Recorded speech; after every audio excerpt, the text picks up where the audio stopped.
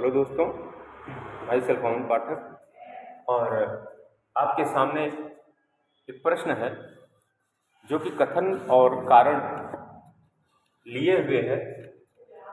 कथन में कहा गया है कि मूल अधिकार असीमित नहीं है। कारण में बताया गया है, रीजन में क्या दिया गया है कि इसमें साधारण बहुमत के द्वारा संशोधन किया जा सकता है। तो आपको बताना है कि ए और बी मतलब कथन और कारण दोनों सही हैं और कारण इसकी व्याख्या कर पा रहा है, और अगला है कि ए और बी दोनों सही है लेकिन कारण इसकी व्याख्या नहीं कर पा रहा है। ए सही है बी गलत है या बी सही ए गलत है। क्लियर? तो आइए इसको हम समझते हैं, सारा कंफ्यूजन क्लियर करते हैं। पहला कथन क्या कह रहा है कि मूल अधिकार जो फंडामेंटल राइट्स हमें भाग 3 में अनुच्छेद 12 से 35 तक मिला है वो क्या असीमित नहीं है। असीमित नहीं है का मतलब क्या है, इसमें संशोधन वगैरह किया जा सकता है। क्लियर? तो आइए, असीमित क्यों नहीं है, क्योंकि कारण क्या है कि इसमें जो है संशोधन किया जा सकता है। लेकिन की पॉइंट ये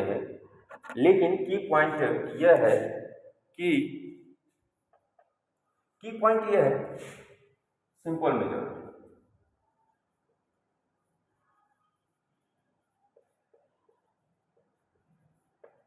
साधारण बहुमत। यहां पे वर्ड यूज किया है कि इसमें साधारण बहुमत के द्वारा संशोधन किया जा सकता है। तो ये क्या सही है या नहीं सही है? क्लियर? तो आइए इस पे बात कर लेते हैं कि साधारण बहुमत द्वारा संशोधन किया जा सकता है या नहीं किया जा सकता। तो पहला तो कथन ये क्लियर है कि मूल अधिकार तो असीमित नहीं है। क्लियर? अगर हम संशोधन की बात करें, संशोधन आर्टिकल 368, क्लियर? आर्टिकल 368। तो यहाँ पे मूल चीज ये है कि संविधान में संशोधन दो तरीके से किया जा सकता है। क्लियर? एक तो ये हो गया आर्टिकल 368 और एक हो गया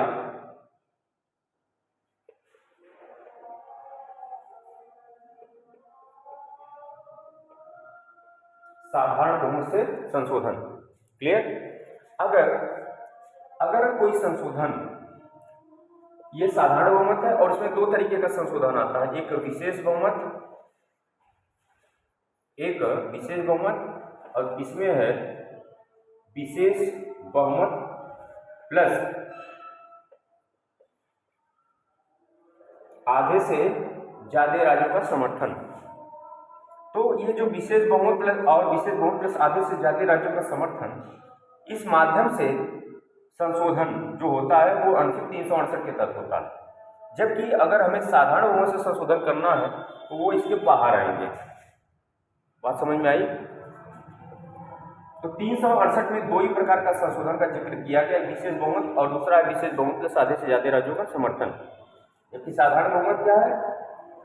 साधारण बहुमत से अगर संशोधन होता है तो वो 368 के दायरे के बाहर है। क्लियर? और जो 368 के तहत संशोधन होता है उसको कहते हैं संवैधानिक संशोधन। क्या कहते हैं? संवैधानिक संशोधन, कॉन्स्टिट्यूशन अमेंडमेंट। क्लियर? तो संवैधानिक संशोधन माना जाता है अगर वो संशोधन अनुच्छेद 368 के तहत किया जाता है। लेकिन अगर साधारण बहुमत के तहत किया जाए तो उसे संशोधन नहीं माना जाएगा, अर्थात 368 के तहत किया गया संशोधन नहीं माना जाएगा। जैसे अनुच्छेद 3, अनुच्छेद 2 और अनुच्छेद 3। अनुच्छेद 2 किसकी बात करता है? अनुच्छेद 2 ऐसे राज्यों की बात करता है जो पहले से अस्तित्व में नहीं है, उनके गठन की बात करता है। और अनुच्छेद 3 बात करता है जो पहले से अस्तित्व में है, अर्थात रीऑर्गेनाइजेशन की बात करता है, तो अनुच्छेद 3 से संबंधित है। तो अनुच्छेद 2 और अनुच्छेद 3 से संबंधित अगर कोई संशोधन किया जाता है तो अनुच्छेद 4 में यह प्रावधान किया गया है कि ये संविधान संशोधन अनुच्छेद 368 के तहत किया गया संविधान संशोधन नहीं माना जाएगा। क्लियर? आइए, तो बात क्या है? बात यह है कि मूल अधिकार असीमित नहीं है क्योंकि उनमें संशोधन किया जा सकता है, लेकिन किस माध्यम से, कौन सा सहारा लिया जाएगा संशोधन करने के लिए? तो कहा गया है कि मूल अधिकारों में यदि संशोधन करना है तो मूल अधिकारों में संशोधन साधारण बहुमत द्वारा नहीं किया जाएगा, वो किया तो जाएगा लेकिन किसके द्वारा? विशेष बहुमत द्वारा। अगर मूल अधिकार में संशोधन किया जाएगा तो साधारण बहुमत द्वारा सिंपल मेजॉरिटी के तहत नहीं किया जाएगा, वो किया जाएगा किसके द्वारा? विशेष बहुमत द्वारा। तो इस प्रकार कथन सही था, लेकिन कारण क्या था उसका? गलत है। क्लियर? तो अब से याद रखना है।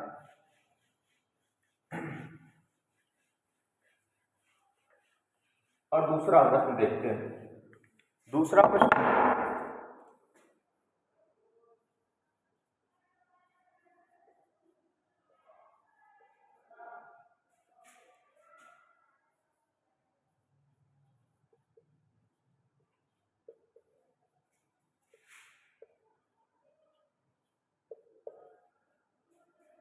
देखिए यूपीएससी, एसपीएससी और जेपीएससी, आर्टिकल 315।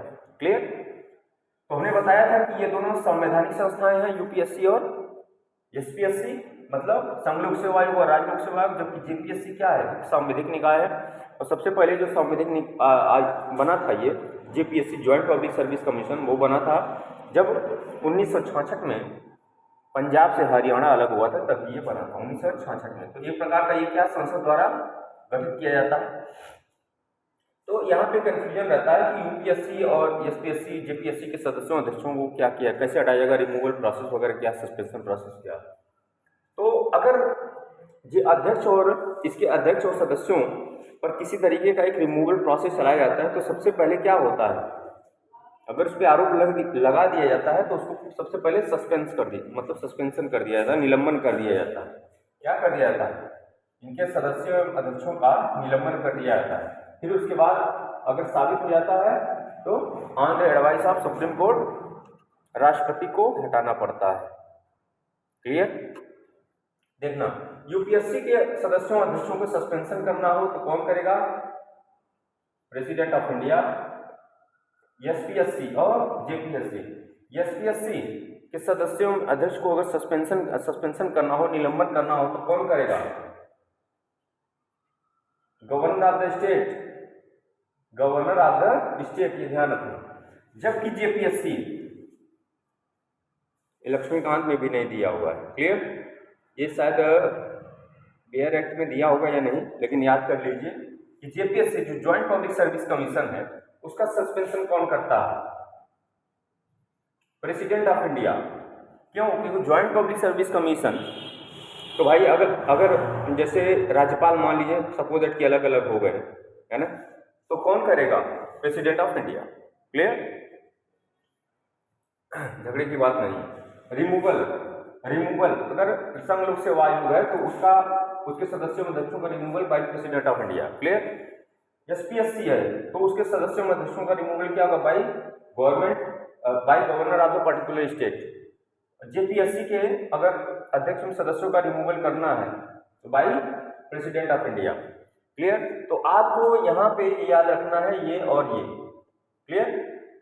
यूपीएससी के सदस्यों का सस्पेंशन प्रेसिडेंट के द्वारा, एसपीएससी के सदस्यों का निलंबन suspension governor of the particular state, और जेपीएससी के सदस्यों का निलंबन प्रेसिडेंट ऑफ इंडिया, और ये रिमूवल हो गया। क्लियर? तो रिमूवल तीनों का किसके द्वारा किया जाता है? Bye President of India.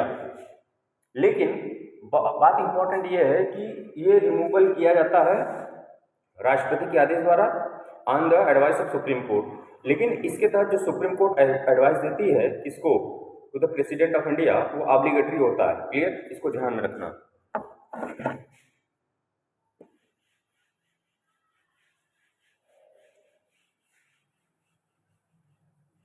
अब अगला पॉइंट,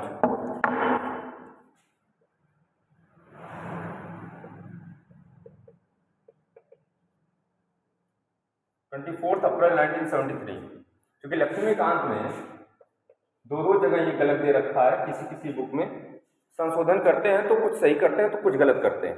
क्लियर? ये हर बुक की बात है ये। अगर वो संशोधन करते हैं नए प्रकाशन वर्ष के बाद समय, तो वो कुछ ना कुछ सही करते हैं, कुछ ना कुछ गलत करते हैं। जैसे परसीमन आयोग के बारे में दिया है 1992, जबकि 1972 होना चाहिए लक्ष्मीकांत में। क्लियर? तो इसको सही कर लीजिएगा। जब निर्वाचन आयोग पढ़ेंगे आप लोग तो वहां पे ये दिया हुआ 1992, जो कि गलत है, वहां होना क्या चाहिए 1972। जबकि 1975 की जगह क्या होना चाहिए 1973। क्लियर? तो ये डेट क्यों इंपॉर्टेंट है ये बताते हैं हम आपको। 24 अप्रैल 1973 इस दिन 7/6 की मेजोरिटी से 13 केशवानंद भारती 1973 में आया था। केशवानंद भारती, केशवानंद भारतीवाद कब आया था 1973 में। क्लियर? इसमें दिया गया था 24वां 25वां संविधान संशोधन 1971, 24वां 25वां संविधान संशोधन को चुनौती दी गई थी केशवानंद भारतीवाद कब 1973 में। क्लियर? तो उस समय 7 और 6 अभी तक की जो संवैधानिक पीठ बनी है वो सबसे बड़ी कब बनी है एक केशवानंद भारती में, 13 जज थे। क्लियर? संवैधानिक पीठ का उल्लेख कहाँ है 145(3) में। और संवैधानिक पीठ के लिए न्यूनतम सदस्य कितने होने चाहिए 5। मोस्ट इंपॉर्टेंट क्वेश्चन, संवैधानिक पीठ का गठन अनुच्छेद 145 के 3 में दिया हुआ है और उस जो संवैधानिक पीठ है उसमें कुल कितने सदस्य होने चाहिए न्यूनतम 5 के ऊपर होने चाहिए। 145 में क्या 145 में न्यायालय के 145 में न्यायालय के नियम। क्लियर? तो 24 अप्रैल 1973 ये डेट इंपॉर्टेंट है क्योंकि इसी दिन ये जजमेंट आया था केशवानंद भारती वाला। क्लियर? 24 अप्रैल को। तो ये हम क्यों डिस्कस कर रहे हैं कि 1975 की जगह 1973 क्यों होना चाहिए, क्योंकि इसी दिन जजमेंट आया था केशवानंद भारती का और 9वीं अनुसूची के संबंध में भी एक प्रावधान किया गया है ना। 9वीं अनुसूची का संबंध यहाँ से है। बाद में जब आप पढ़ेंगे केस है 2007 का केस है तो उसमें जब आप पढ़ेंगे तो कहा गया है कि 9वीं अनुसूची में ऐसे विषय जो 9वीं अनुसूची में 24 अप्रैल 1973 के बाद जोड़े गए। कब? ऐसे विषय जो 24 अप्रैल 1973 के बाद 9वीं अनुसूची में जोड़े गए हैं वो उनकी जुडिशियल रिव्यू की जा सकती है। उनकी क्या किया जा सकता है न्यायिक पुनर्विलोकन किया जा सकता है। आर्टिकल 137। क्लियर? तो 9वीं अनुसूची में सम्मिलित वे सब्जेक्ट जो 24 अप्रैल 1973 के बाद आए हों उनका न्यायालय द्वारा न्यायिक पुनर्विलोकन किया जा सकता है, क्योंकि इसके पहले 9वीं अनुसूची में जितने भी सब्जेक्ट शामिल किए जाते थे वो जुडिशियल रिव्यू से बाहर थे। तो इसको आप क्या करिएगा अमेंड कर लीजिएगा, 24 अप्रैल 1973 होगा। और 24 अप्रैल अभी आने वाला है